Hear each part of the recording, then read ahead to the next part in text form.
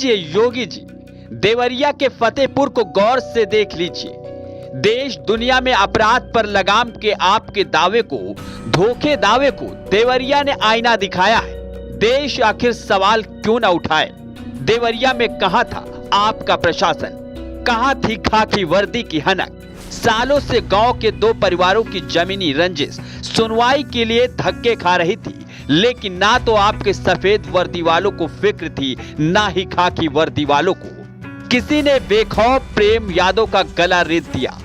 प्रेम के परिवार ने दुबे के परिवार को साफ कर दिया। रात से सुबह के बीच कहां थी आपकी वर्दी?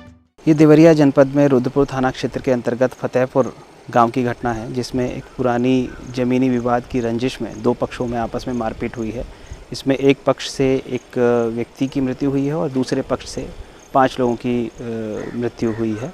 इस प्रकरण में पुलिस मौके पर है, प्रभावी कार्रवाई की जा रही है।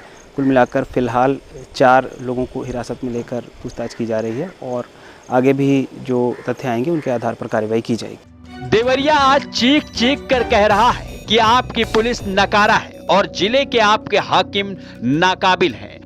आपने जिन अफसरों को अपने पूर्वांचल के लिए चुन चुन कर भेजा था, वो आपका नाम बेशक मिट्टी में मिला चुके हैं। आपके लिए इससे बड़ी कालिख क्या होगी कि वह नरसंहार उसी दिन हुआ जिस दिन आप भी बापू को याद कर रहे थे।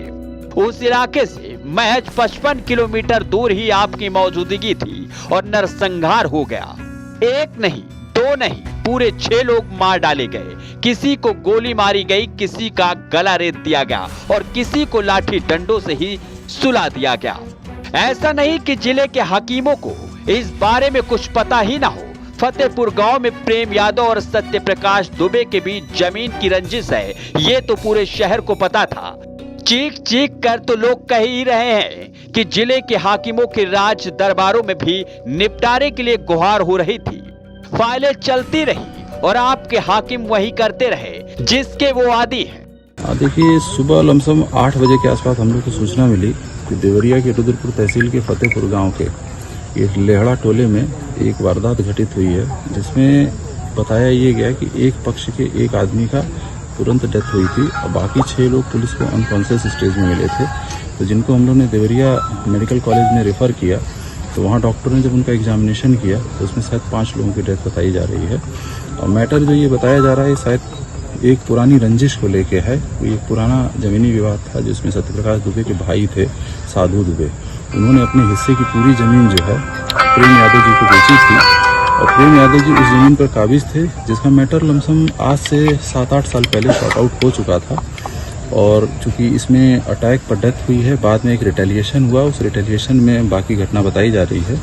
अभी एग्जैक्ट कुछ भी कह पाना थोड़ा सा मुश्किल है। हम लोग उसकी जांच पड़ताल कर रहे हैं और जैसे ही हम लोग को फर्दर इन्फॉर्मेशन मिलेगी हम आप लोग को सूचित करेंगे। कोई गिरफ्तारी वगैरह भी हुई है? अभी हम लोग ने एक पक्ष से एक गिरफ्तारी की है और बाकी के लिए हम लोग प्रयासरत हैं।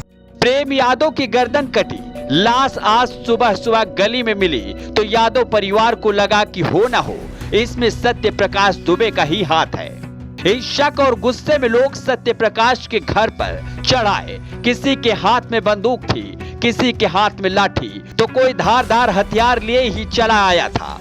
सत्य प्रकाश दुबे का पूरा परिवार मामले से अनजान पर ही था। जो सामने आया मार डाला गया। सत्य प्रकाश मारे गए, पत्नी, बेटा और 2 बेटी भी मौत की नींद सुला दिए गए। एक बेटा बचा है जो गंभीर है। पूरा सूबा आपकी तरफ देख रहा है योगी जी। अपराध के मसलों पर आपने जो छवि बना रखी है उसे टूटने मत दीजिएगा। देवरिया से सुनय पांडे की रिपोर्ट, द देश।